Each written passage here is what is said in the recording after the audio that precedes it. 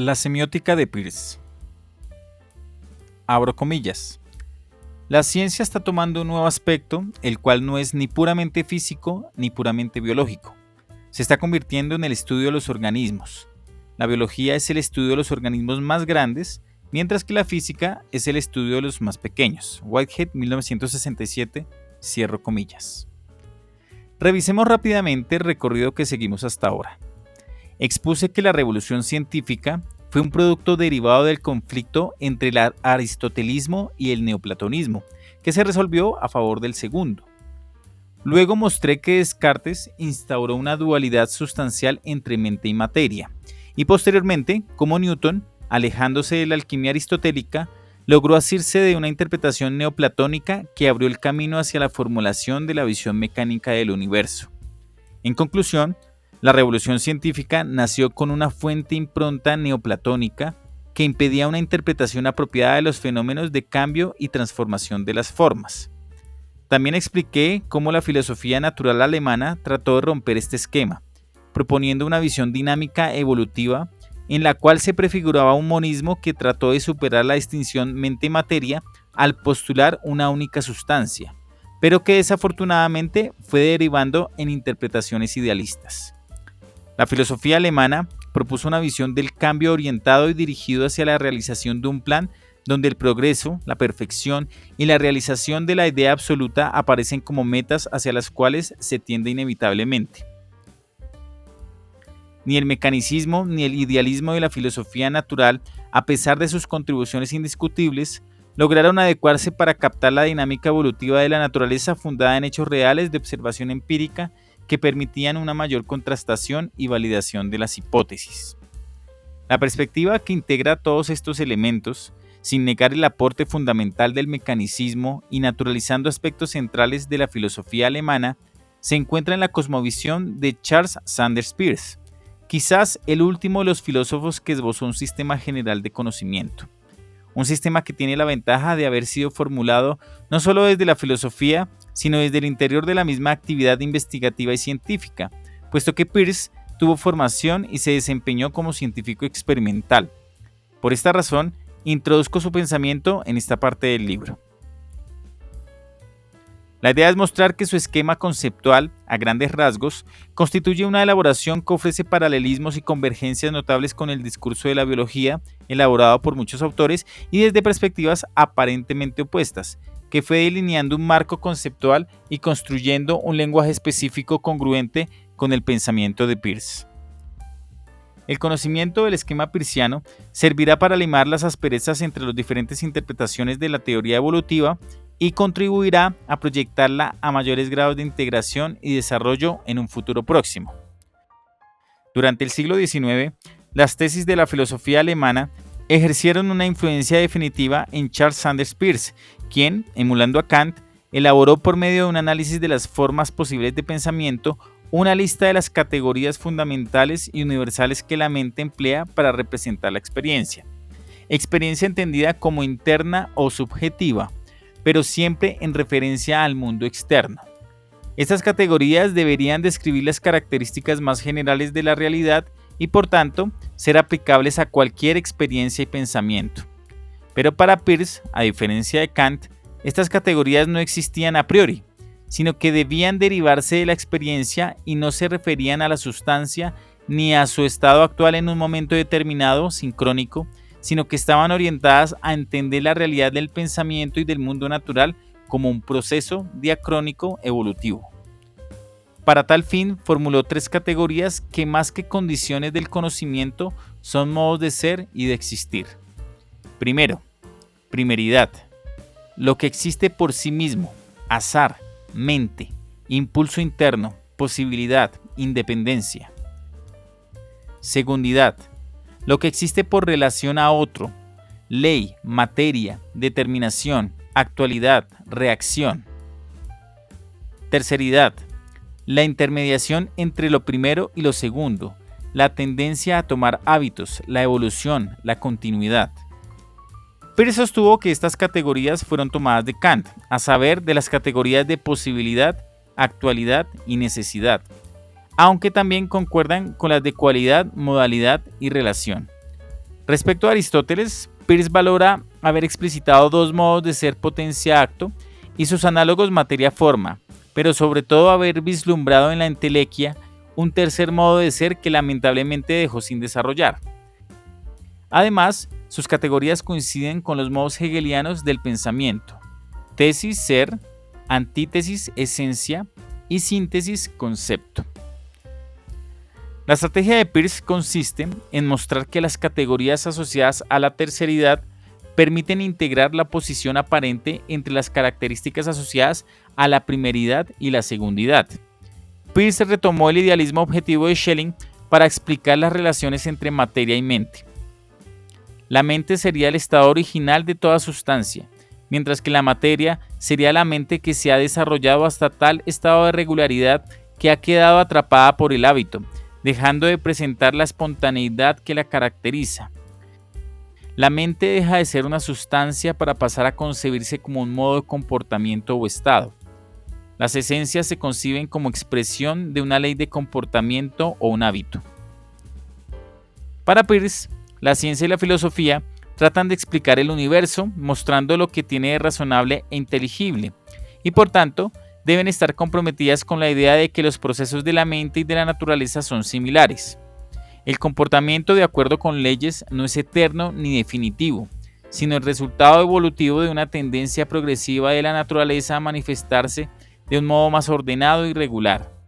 Esta tendencia a la regularidad pudo haber surgido únicamente por azar, pero una vez surgió, el resultado final queda necesariamente conectado a una mente universal, mente entre comillas.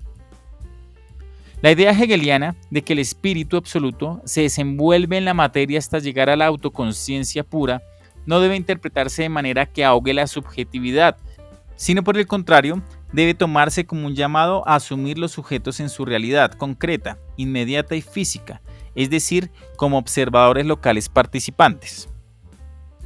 Los modelos del universo y las teorías científicas fueron construidos por gente común, real y concreta con sesgos muy particulares, dentro de ambientes sociales y culturales muy precisos que restringían las posibles instancias consensuales, originadas por la interacción con otros sujetos. Por tanto, todas las teorías son necesariamente incompletas, pero suficientes para mantener y continuar el proceso creativo del conocimiento por medio del diálogo y la discusión libre de las diferentes interpretaciones de las evidencias empíricas. Los modelos epistemológicos de clara inspiración positivista nunca han incluido de un modo explícito al sujeto o agente observador porque asumían que, dada la objetividad de los posibles observadores, sus descripciones deberían converger, puesto que la realidad se imponía sobre cada una de las mentes. En consecuencia, los estilos individuales de percibir y contemplar la realidad no deberían afectar en nada la descripción objetiva. En otras palabras, el objetivismo elimina al sujeto real, al proponerse como meta la obtención de descripciones independientes del contexto. Sin embargo, entender la evolución de la vida es indagar sobre cómo fue posible que aparecieran sujetos capaces de preguntarse por el origen de su propia actividad subjetiva. En un sentido más amplio, los sujetos, como entidades materiales, no preexisten, sino que se forman durante el proceso que investigan y desean describir. Peirce fue el más avisado filósofo de la ciencia, según Popper. Bertrand Russell sostuvo que, sin lugar a dudas, fue una de las mentes más originales del siglo XIX y ciertamente el pensador norteamericano más grande de todos los tiempos. Las categorías lógicas más generales que podemos necesitar para comprender el mundo se infieren a partir de nuestra situación real en el mundo, que produce la necesidad de preocuparnos por algo y por tanto de tratar de comprenderlo. En este sentido, el ser, en cuanto es un agente vivo, es lo primero, primeridad para Peirce. Pero ser o vivir genera resistencias debido a la presencia de otras cosas y seres, puesto que no existen seres en el vacío libre de contexto. Por tanto, siempre habrá fricciones dadas por la presencia de otros seres vivos en un contexto local determinado. La experiencia de estas resistencias es la segundidad. En este sentido, la interacción es lo segundo. Finalmente, nada ocurre completamente al azar, sino que las entidades interactuantes proveen el contexto que las regula. Estos contextos son la terceridad que proporciona la regla o la ley. Abro comillas. Lo primero es la idea de ser o existir independientemente de cualquier otra cosa. Lo segundo es la idea de estar en relación con o reacción con alguna otra cosa. Lo tercero es la idea de mediación, por medio de la cual un primero y un segundo se ponen en una relación. Cierro comillas. Es imposible entender a Peirce sin recurrir a las tres categorías. Sin embargo, por medio de la experiencia es fácil acceder a ellas. Lo único que se necesita es mirar cómo se nos aparecen los fenómenos. Por ejemplo, la sensación de dureza, primeridad, cuando estamos en contacto con la superficie de una mesa, en cuanto sentimiento involucra reactividad, oposición, segundidad. Pero el cómo se relacionan entre sí estos dos elementos para poder concluir que en efecto hay un objeto denominado mesa constituye la terceridad. Abro comillas. Examino el Phaneron y hago un esfuerzo para reorganizar sus elementos de acuerdo con la complejidad de su estructura. De esta manera llego a mis tres categorías. Cierro comillas. Como veremos más adelante, para Peirce el estudio de la vida a través de las propiedades del protoplasma pone de manifiesto las tres categorías. La primera es lo que el ser tiene en sí mismo, lo que puede llegar a ser, el ámbito de todas las posibilidades, el poder interno. La segunda, las posibilidades realizadas a consecuencia de las interacciones, las fuerzas reactivas, la respuesta nerviosa, la contractilidad. La tercera, la ley representada en el poder de la asimilación y la facultad de adoptar hábitos. La posibilidad de la ciencia y del conocimiento radica en el hecho de que el pensamiento y la naturaleza comparten las mismas categorías generales. Esta tendencia naturalista suscita la pregunta de si se trata de una postura idealista que explica las leyes de la materia por las de la mente, o si por el contrario, se trata de una propuesta materialista según la cual las leyes de la mente se explican por las de la materia. Con el fin expreso de evitar equívocos, Peirce aboga por la continuidad entre materia y mente, rechazando por igual el idealismo y el materialismo. Abro comillas. El materialismo es la doctrina según la cual la materia lo es todo. El idealismo es la doctrina según la cual las ideas son todo. El dualismo es la filosofía que separa todo en dos. Del mismo modo, he propuesto el sinequismo, que significa la tendencia a considerar todo como continuo. Cierro comillas. Este sistema de pensamiento erige la continuidad como alternativa a los distintos tipos de reduccionismo en que cae la ciencia. La continuidad permite captar la complejidad de los fenómenos y radica en la propiedad universal de crecer y adoptar hábitos. Por esta razón, cuando se describe la naturaleza en términos de leyes rígidas, queda imposible explicar tanto las propiedades de la mente como la posibilidad misma de evolucionar. La realidad está constituida por signos, objetos, cosas, gusanos, plantas, ballenas, seres humanos, palabras, planetas, galaxias, obras de arte, utensilios, suspiros, etc. Todas estas entidades son signos, segundidad, que representan algo, primeridad, para otro, un tercero, terceridad. El conocimiento está mediado por signos dinámicos que no están congelados en códigos rígidos, sino que se transforman con el uso. El conocimiento, como función mediada por signos, constituye una relación triádica, imposible de reducir a una relación diádica. Lo esencial en el conocimiento no es la relación de un sujeto frente a un objeto, segundidad, sino la interpretación de algo como algo, interpretación que está mediada por signos, terceridad. Los contenidos mentales son signos o procesos de semiosis. La teoría del conocimiento de Peirce se resume en los siguientes enunciados. A. Para que haya conocimiento de algo, en tanto algo, debe haber una mediación basada en signos materiales. B. Para que el signo pueda ejercer una función de representación para una conciencia, el mundo real debe ser pensado como representable, es decir, cognoscible. C. Para que haya una representación de algo como algo a través de un signo, debe haber una interpretación por parte de un intérprete real. Abro comillas. Un signo o representamen es algo que significa algo para alguien en algún respecto o capacidad.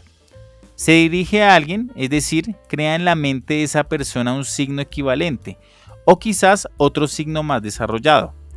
Ese signo que crea voy a denominar interpretante del primer signo. El signo significa algo, su objeto. Representa ese objeto, no en todos los aspectos posibles, sino en referencia a una idea de algún tipo, que a veces es llamado la base, ground, del representamen. Cierro comillas. Signo es todo aquello que comunica una noción definida de un objeto. El signo es algo perceptible o imaginable que se convierte en tal al representar otra cosa, su objeto o lo representado. De acuerdo con las relaciones que existen entre el signo y su objeto, significado, Peirce dividió el signo en tres: íconos, índices y símbolos. Primero, el ícono corresponde a la categoría de la primeridad, se refiere a la cualidad. Segundo, el índice corresponde a la categoría de la segundidad, corresponde a la relación diádica del signo con los objetos que señala. Garantiza la identificación espaciotemporal de los objetos que han de determinarse mediante predicados. Tercero, símbolo es aquello que al presentarse a la mente, sin parecido alguno con su objeto y sin referencia alguno a la convención previa, evoca un concepto. El símbolo corresponde a la categoría de la terceridad o a la relación triádica del signo como mediación de algo para un intérprete. El símbolo sintetiza, por medio de la representación, algo como algo mediante conceptos. Para ello requiere de las funciones de índice y de ícono. Del mismo modo, el índice y el ícono quedan mudos si no se integran a la función de representación del lenguaje.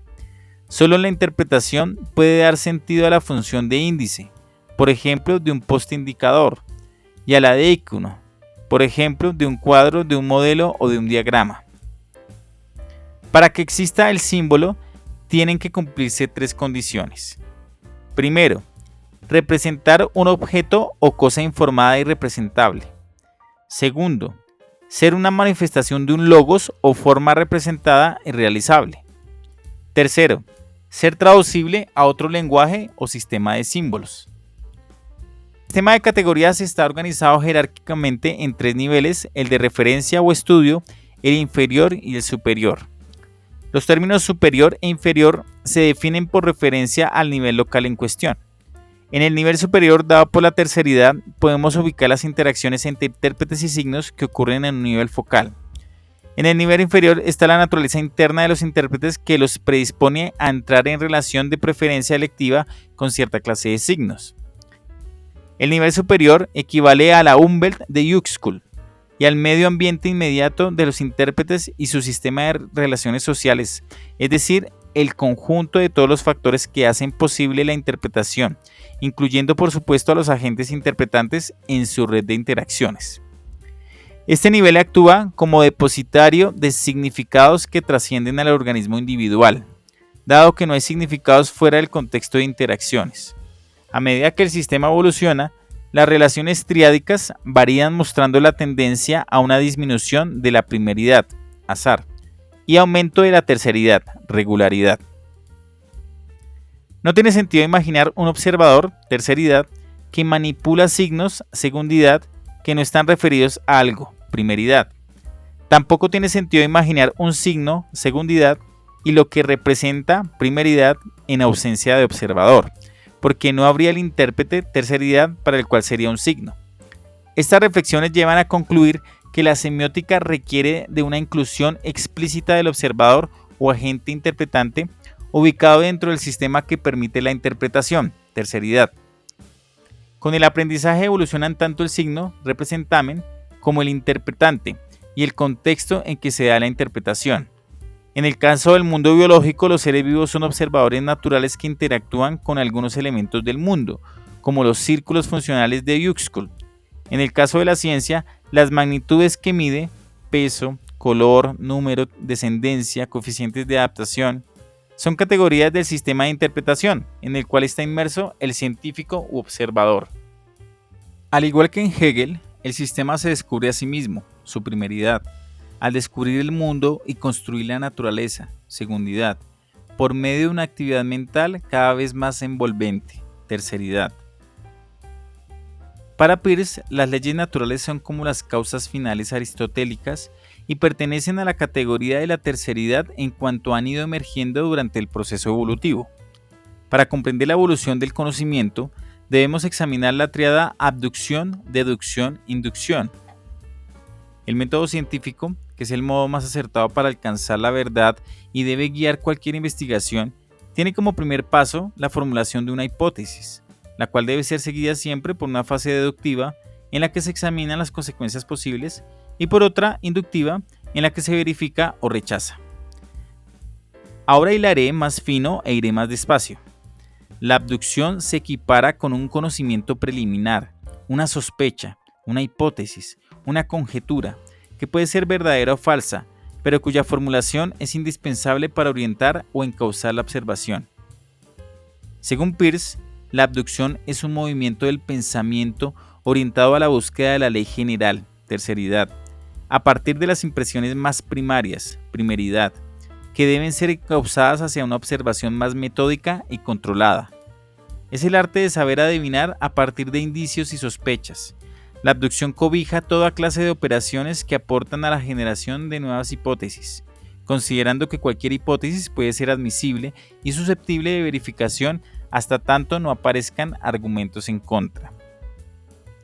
La abducción es el proceso por medio del cual se postula o infiere por primera vez la existencia de una nueva regla general.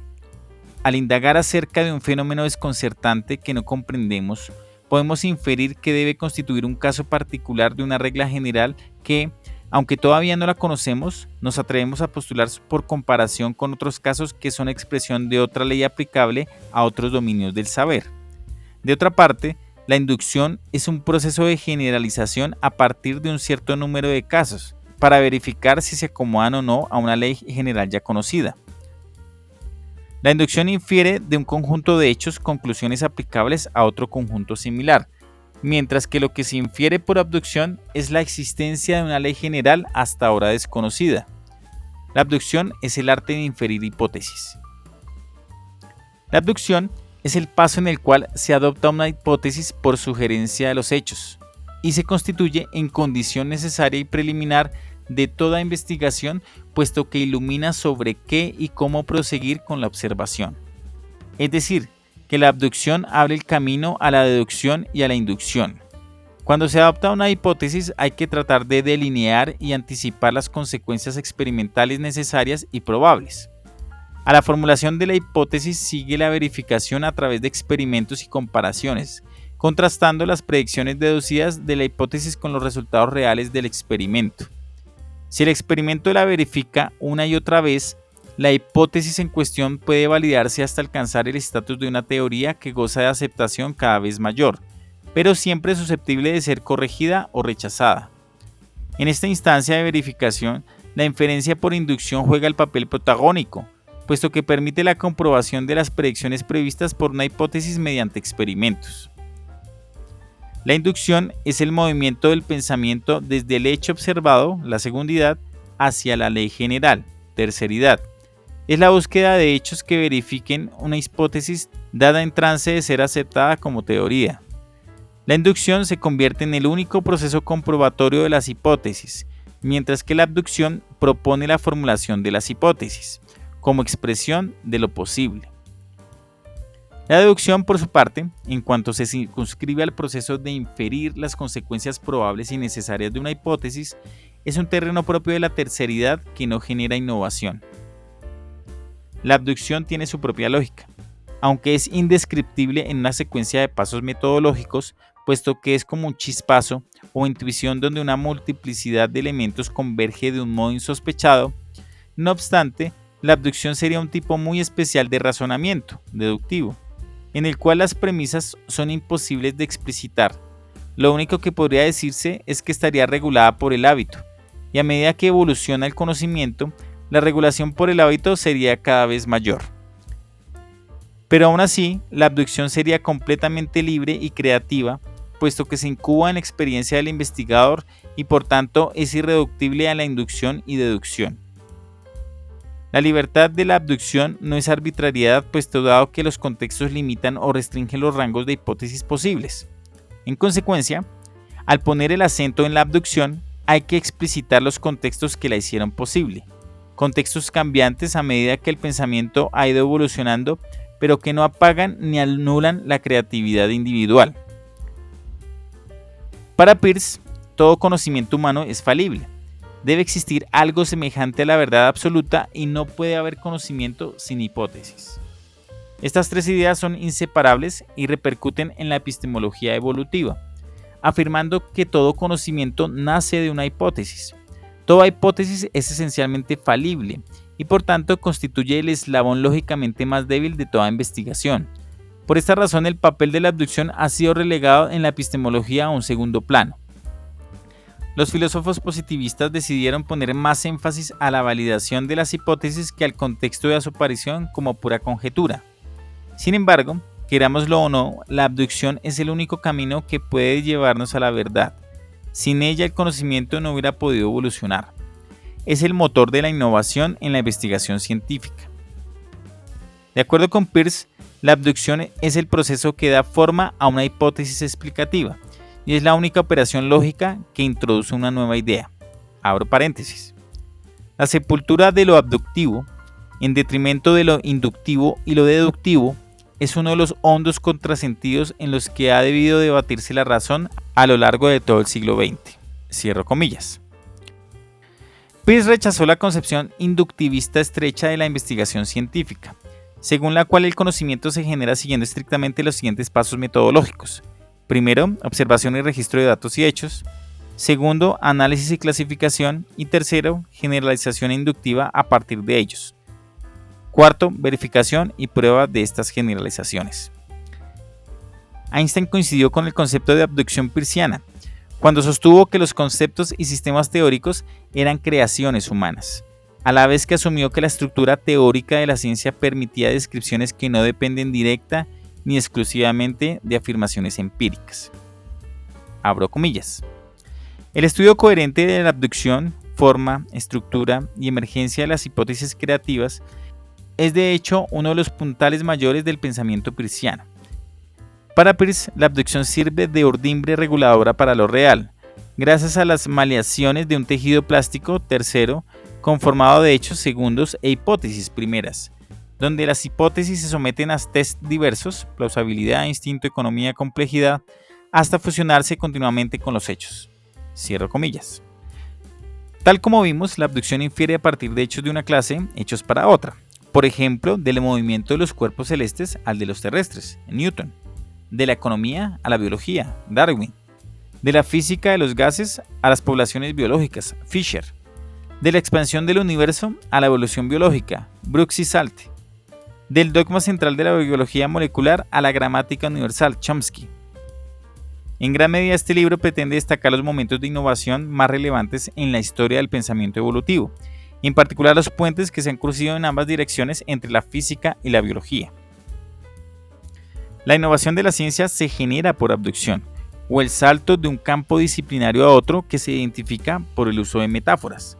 Con la abducción, algo se está arriesgando porque la inferencia no se ha validado, pero las hipótesis que son rechazadas han sido importantes en cuanto nos han ido situando en la senda correcta. La abducción no respeta barreras disciplinarias, lo cual genera asociaciones imprevisibles. Saca un planteamiento del esquema restrictivo de su connotación original, permitiendo su aplicación a terrenos ajenos al campo disciplinar originario.